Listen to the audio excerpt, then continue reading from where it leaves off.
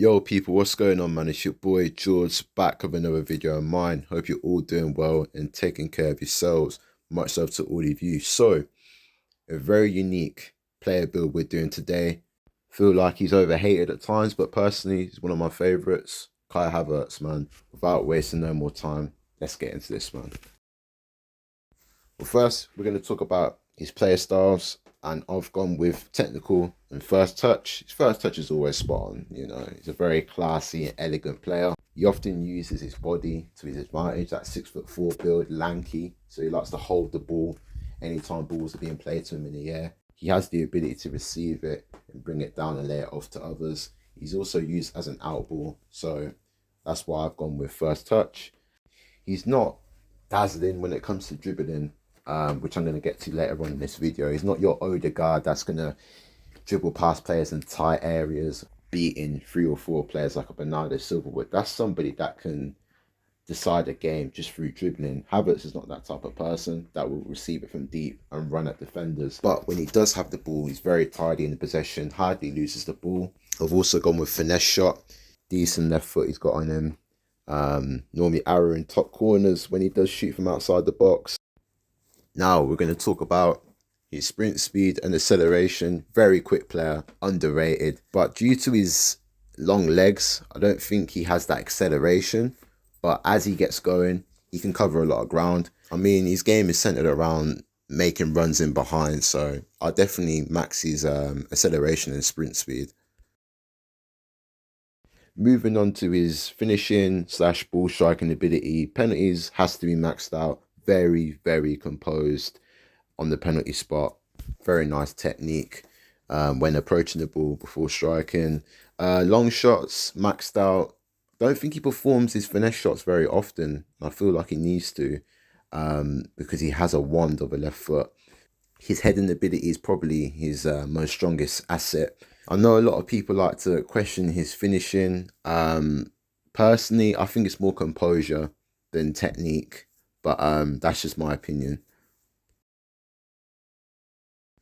A lot of people describe Kai Havertz as a Ramdeuter. If you don't know what that means, it's basically a space interpreter. Likes to find space, whether that's in between centre back and full back, in between the lines, anywhere where he feels like he can influence the game. He has freedom across that whole front line.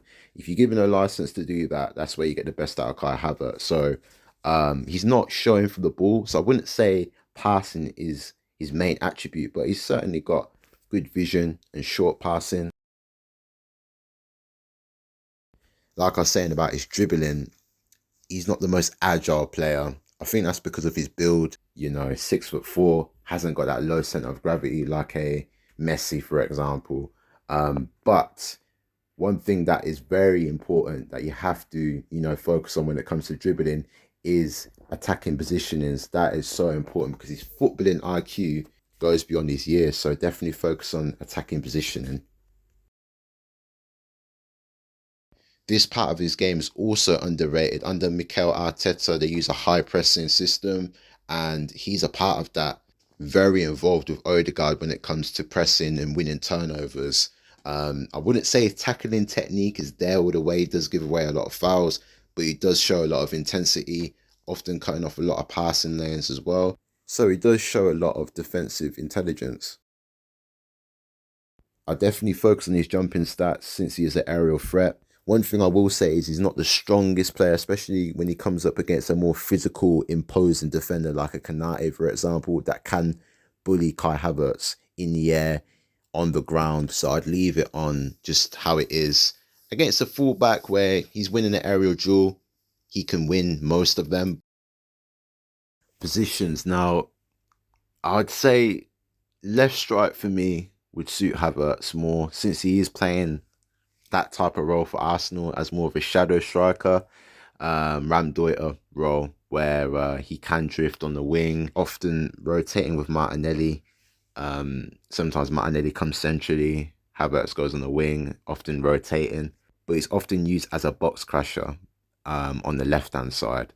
That's why I've used him as a left centre mid as well, since he is used in this kind of not Xhaka role, but he will drop back and help out in defence with Declan Rice and Odegaard. that's it for this video, people. Hope you all enjoyed. If I missed anything out, please let me know in the comment section down below. If you liked it, like it, subscribe. Take care. Love you all. Peace.